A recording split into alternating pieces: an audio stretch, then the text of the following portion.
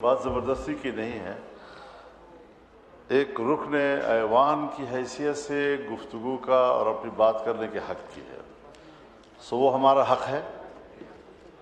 قانون سازی ہوئی اور اس قانون سازی پر اسی فلور پر ہم اپنے تحفظات کا اظہار کر چکے ہیں۔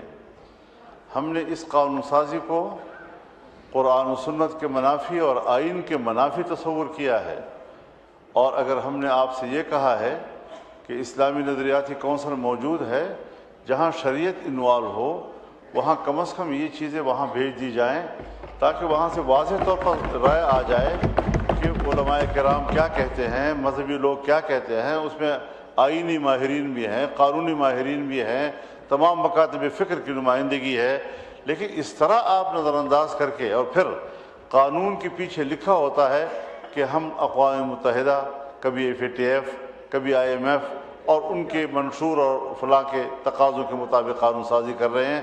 ہم نے تو اس آئین کا حلف اٹھایا ہے، ہم نے تو اقوام متحدہ کے منشور کا حلف نہیں اٹھایا۔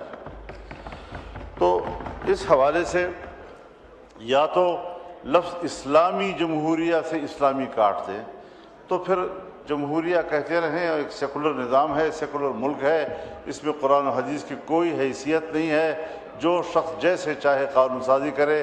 کس کی پیروی ہو رہی ہے، کس ایجنڈے کی پیروی ہو رہی ہے، اس پر میں اپنے شدید احتجاج اس ایوان کے فلور پر نوٹ کرا رہا ہوں، اور یہ بات واضح کر دینا چاہتا ہوں کہ ہم ایسے قانون ملک پہ چلنے نہیں دیں گے۔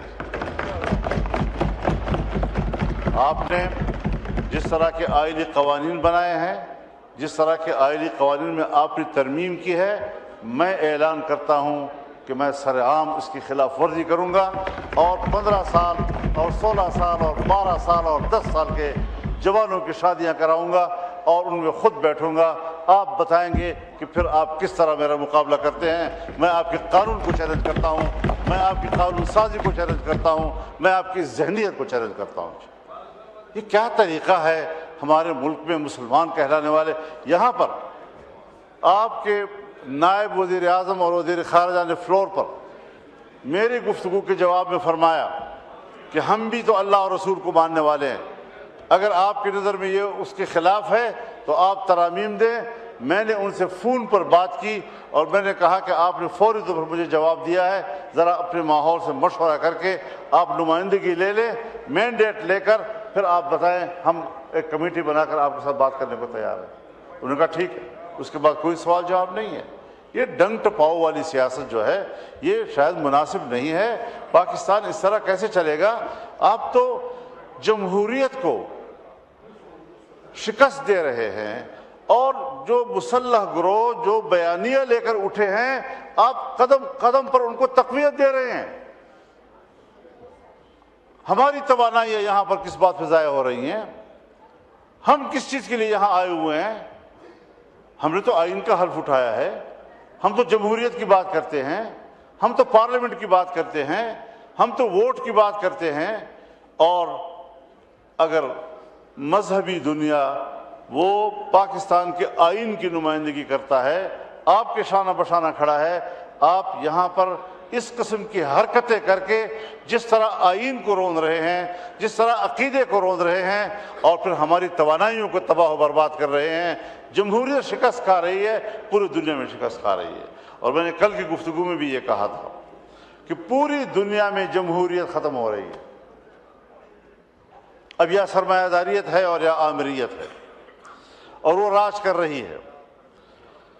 بات ہو رہی ہے بورڈ آف پیس کی، مجلس السلام کی، جو مسٹر ٹرمپ کا ایک نظریہ ہے۔ اس نظریے کا آغاز ان کے 20 نکاتی فارمولے سے ہوا ہے۔ 20 نکاتی فارمولہ امن کے لیے یہاں پر آپ کے وزیر خارجہ نے بیان دیا اس ہاؤس میں کہ اس پہ تبدیلی آئی ہے اور ہمیں بتائے بغیر تبدیلیاں لائی گئی ہیں۔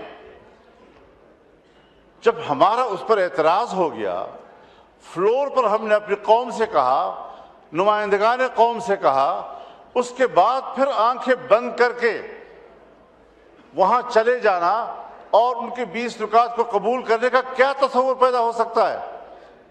کہیں کوئی ضمیر، کہیں کوئی ایک خود اعتمادی اپنے اوپر، کبھی اپنے ملک اور قوم پر خود اعتمادی، اور آج ہم اس میں جا رہے ہیں۔ آپ مجھے بتائیں کہ کیا ٹرمپ نے نہیں کہا اور کل کی تقریر میں نہیں کہا ہے اکنامک فورم پر کہ اگر حماس غیر مسلح نہیں ہوتا تو ان کا وہی حشر کیا جائے گا جو لبنان میں حزب اللہ کا کیا گیا؟ تو لبنان میں حزب اللہ پر حملہ اسرائیل نے کیا تھا، یعنی وہ فلسطینیوں کی قوت مزاحمت کو تو ختم کرنا چاہتا ہے اور اسرائیل کی قوت جارحیت کو تقویت دے رہا ہے۔ اور آج تک جتنے معاہدات ہوئے ہیں ان تمام معاہدات کی تاریخ پڑھ لیں، اس میں انہوں نے فلسطین کو سکیڑا ہے اور اسرائیل کو سپیس دیا ہے، مسلسل سپیس دیا ہے اس کو۔ ہم ایسے حالات میں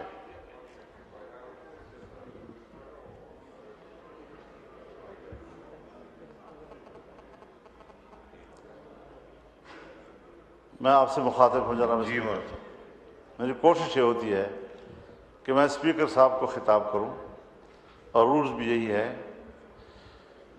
تو بنیادی بات یہ ہے کہ جہاں دھمکیاں ہیں، اگر ایسا کیا گیا تو میں ایسا کر دوں گا، ان کی ایسی تیسی پھیر دوں گا، تباہ و برباد کر دوں گا، کیا یہ صلح کی آغاز ہے؟ دنیا میں امن قائم کرنا، غزہ میں امن قائم کرنا، فلسطین میں امن قائم کرنا۔ افغانستان آئے امن کے لیے آ رہے، 20 سال تک اینٹ سے اینٹ بجا دی اس کی۔ عراق میں آئے امن قائم کرنے کے لیے آئے ہیں، عراق کی اینٹ سے اینٹ بجا دیا آپ نے۔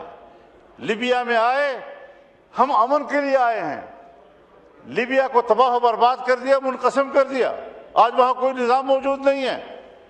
اسلامی دنیا کو اس وقت اس نے ٹارگٹ بنایا ہوا ہے، اور اگر یہ اسرائیل لبنان سے ہوتا ہوا، شام سے ہوتا ہوا، اب ایران پر بھی حملہ ہوگا تو اس کے بعد اسرائیل تفتان پر آپ کے سرحد پہ کھڑا ہو جائے گا۔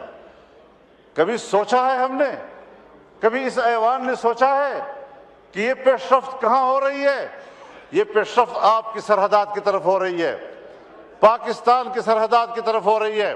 اور میں یاد دلانا چاہتا ہوں، ایک بار پھر اس ایوان کو یاد دلانا چاہتا ہوں کہ جب اسرائیل وجود میں آیا تو اس کے پہلے صدر نے جو پہلا خارجہ پالیسی سٹیٹمنٹ دیا